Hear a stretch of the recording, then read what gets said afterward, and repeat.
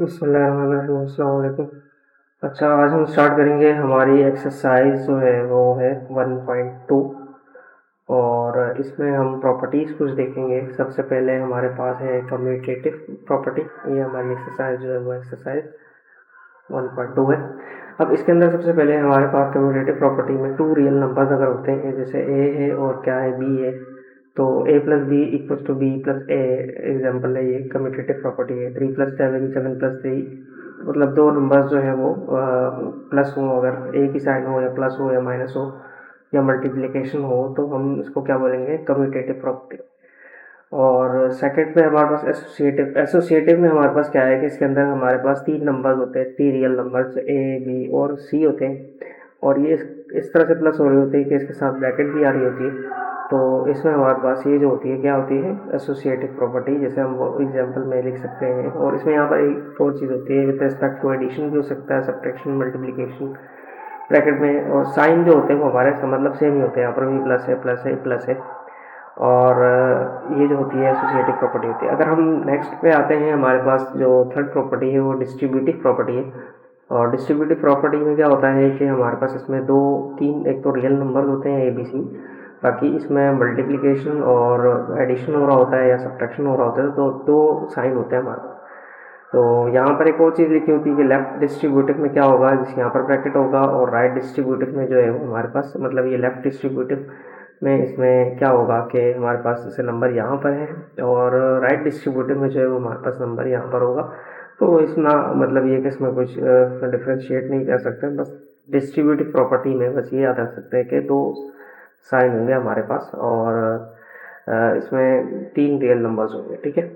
अब आगे जो हमारी एक्सरसाइज आती है 1.2 की, उसके अंदर सबसे पहले आइडेंटिफिकेशन ही रिकग्नाइज करना है हमने कि ये कौन सी प्रॉपर्टी है। जैसे हम ये वाली प्रॉपर्टी देखते हैं तो इसके अंदर दो रियल नंबर्स हैं और प्लस हो रहे हैं, तो हम इसको क्या बोलेंगे, ये है हमारे पास कम्यूटेटिव प्रॉपर्टी।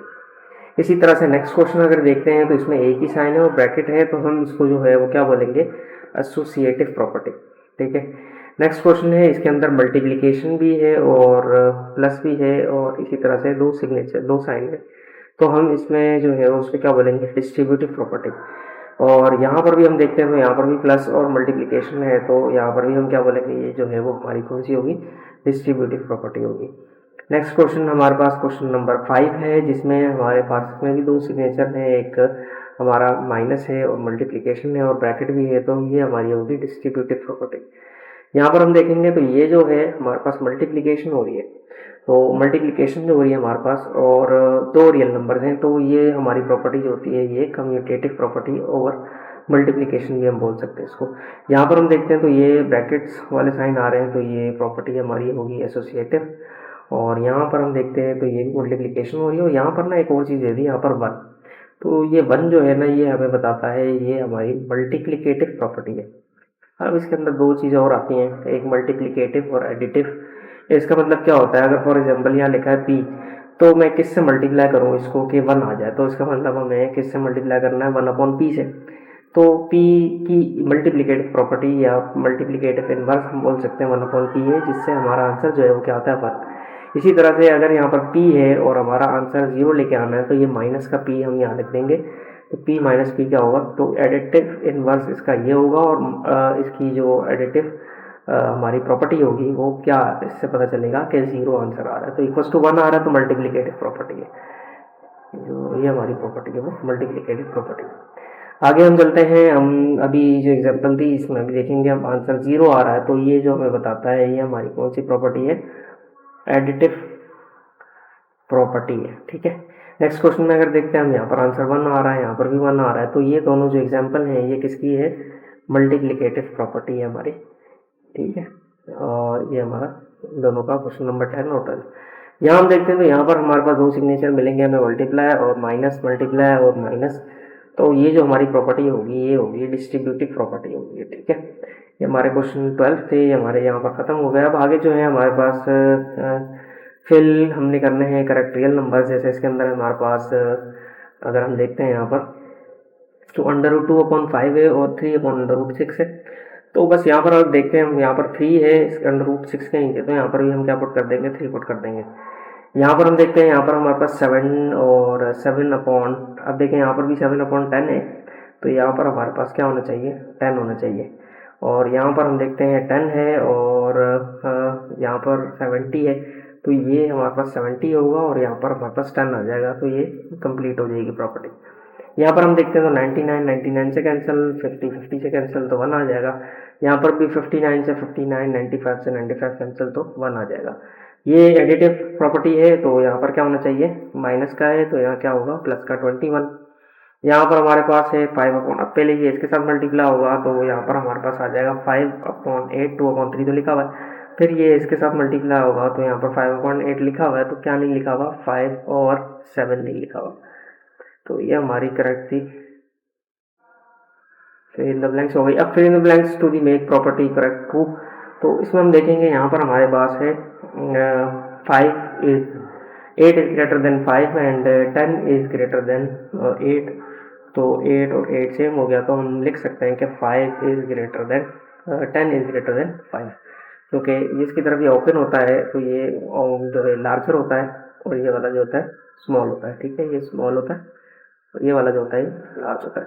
तो यहाँ पर भी हमारे पास है 8 और 8 सेम हो गया, तो हम यहाँ पर लिख सकते हैं कि हमारा जो ये होगा 10 इज ग्रेटर देन, यहाँ पर हमारे पास क्या हो जाएगा, 10 इज ग्रेटर देन 5।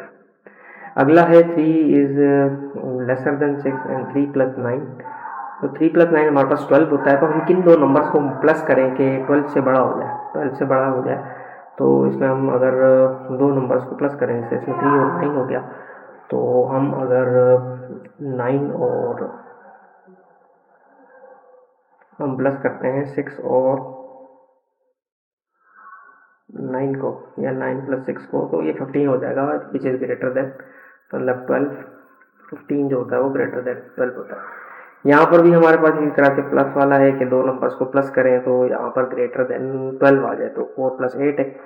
तो अगर हम ये करते हैं कि 8 और 6 को प्लस करते हैं, 8 और 6 को प्लस करते हैं, तो हमारे पास आता है 14, जो कि 12 से बड़ा होता है। अब यहाँ पर है हमारे पास 6 + 8 जो होते हैं 14 है, तो हम किन दो नंबर्स को अगर प्लस करें तो छोटा आ जाए इससे, मतलब, तो क्योंकि 6 + 8 हो रहा है हमारे पास 14, तो हम किन दो नंबर्स को प्लस करें, अगर मैं 6 और 6 को प्लस करता हूँ तो 12 हो जाएगा, तो 14 इससे बड़ा होगा, तो यहाँ पर शायद हमें देख के पता चल रहा है। अब आगे चलते हैं, हमारे पास क्वेश्चन हैं, क्वेश्चन नंबर 4 में, इसमें मल्टीप्लिकेशन है। तो अगर हम यहाँ देखते हैं तो 5 × 12 है, तो किन दो नंबर्स को मल्टीप्लाई करें जो कि इन दोनों से ग्रेटर हो जाए, तो 5 × 12 करके 60 बनता है। अगर मैं मल्टीप्लाई करा दूँ हमारा 12 × 7, तो हम देखेंगे कि इससे ग्रेटर हो जाएगा। इसी तरह से 7 × 12 है, तो मैं अगर जो, अब क्योंकि ये ग्रेटर है तो हमने छोटे नंबर देखने हैं, तो हमारे पास अगर मैं देखता हूँ यहाँ पर हमारे पास आ जाए 5 और 7, तो ये इससे जो है वो क्या हो जाएगा, छोटा हो जाएगा। इसी तरह से आगे हम देखते हैं, यहाँ पर हमारे पास आ रहा है 6 × 7, माइनस का 7 है, तो माइनस का होता है हमारे पास 42, और 4 × 7 करते हैं तो माइनस का 20। अब माइनस में जो होता है ना, जो छोटी वैल्यू होती है वो बड़ी होती है, तो अब ये हमारे पास ग्रेटर है इससे, ठीक है। इसी तरह से यहाँ पर इन दोनों को मल्टीप्लाई करते हैं तो माइनस का 8 आता है, इन दोनों को करते हैं तो माइनस का 32 आता है, तो हमारा माइनस का 8 जो है वो बड़ा है किससे, माइनस के 32 से, तो ये यहाँ पर आ जाएगा इस तरह से।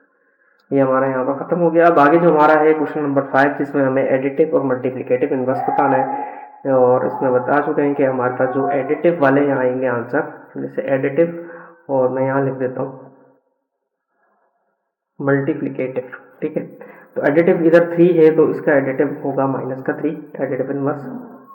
इसी तरह से माइनस का 7 है, तो इधर हो जाएगा प्लस का 7, ये माइनस का 0.3 हो जाएगा क्योंकि प्लस का है, ये माइनस का है तो ये प्लस का 5/5 हो जाएगा। इसी तरह से 9/12 लिखा हुआ है, तो ये माइनस का 9/12 हो जाएगा, और 0 का क्योंकि नेगेटिव में लिखो या पॉजिटिव में लिखो तो 0 ही रहता है, ठीक है। अब मल्टीप्लिकेटिव का आता है, मल्टीप्लिकेटिव में क्या होगा, बस हम इसको 1 रेसिप्रोकल में लिख देंगे, 1/3 हो जाएगा, माइनस का 1/7 हो जाएगा। इसी तरह से इसका होगा 1/0.3, और इसका हो जाएगा इसका जो होगा अब क्या होगा, ये ऊपर चला जाएगा, ठीक है, और ये नीचे आ जाएगा, ठीक है। साइन चेंज नहीं होगा, साइन ऐसे ही रहेगा, माइनस में ही बस 5/√5 हो जाएगा। इसी तरह से ये भी रेसिप्रोकल हो जाएगा, ताकि हमारा आंसर जो है वो मेन आना चाहिए 1। तो इसी तरह से होता है कि अगर हम 12 को ऊपर रख दें और 9 को नीचे रख देंगे, तब हमारा ये आंसर 1 आ जाएगा। तो रेसिप्रोकल करते हैं। अब 0 जो होता है, अगर हम इसको रेसिप्रोकल करते हैं, इसके नीचे 1 है, तो हम अगर यूँ लिखते हैं 1/0, तो ये जो होता है इनफाइनाइट हो जाता है, और विच हम लिख सकते हैं डज नॉट एग्जिस्ट, ठीक है। तो ये हमारी छोटी सी एक्सरसाइज थी 1.2, और 1.2 हमारी जो है वो